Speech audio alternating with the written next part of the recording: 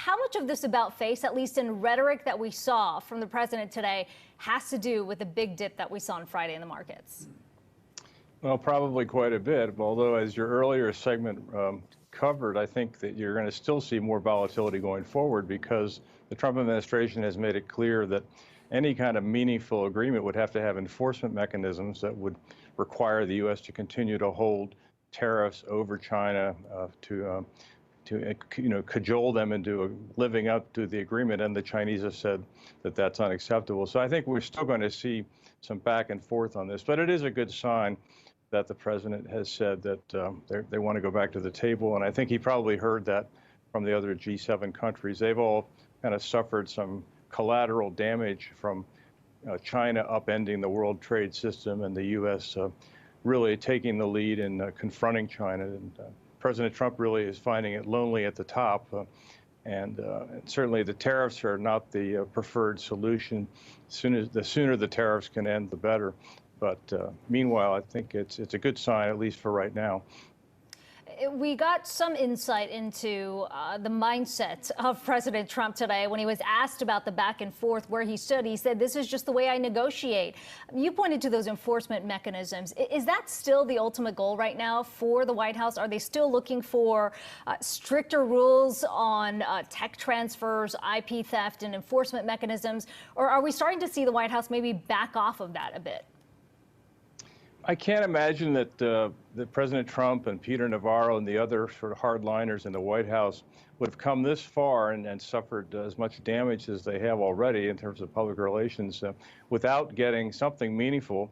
And the only way you can get meaningful progress is by having strict enforcement directly with China, because China has learned to game the World Trade Organization, which has not lived up to its real potential in this case. I would think that you would have to have something going forward on the intellectual property theft, on tech transfer, on the cyber warfare, and other elements that the White House has complained about. How big is that window for any kind of deal right now, you think, given what's happening politically on the U.S. side, given that the Chinese have October 1st, which is going to be a big national celebration over in China, marking the anniversary of the PRC? Where does that window stand right now? Well, I think it's kind of a movable window, really. This is going to be going on for a long time, I'm afraid.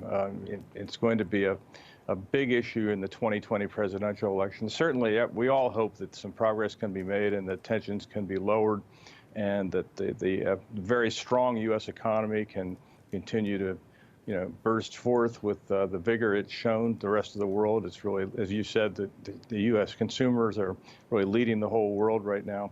So let's hope that we can make progress this fall, but let's also be realistic that the overall trade tensions between the U.S. and China are going to continue.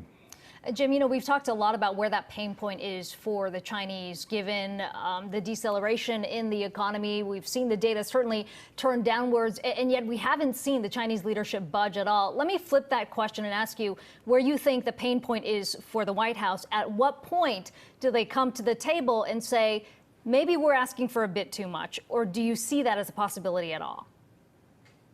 Well, certainly, if some of the forecasts about how much the average family is going to end up paying in tariffs at the end of the day, if these continue at these high rates that have been threatened, that's really going to start to bite. It was quite interesting that the White House put off some of the tariffs that would have affected Christmas shopping.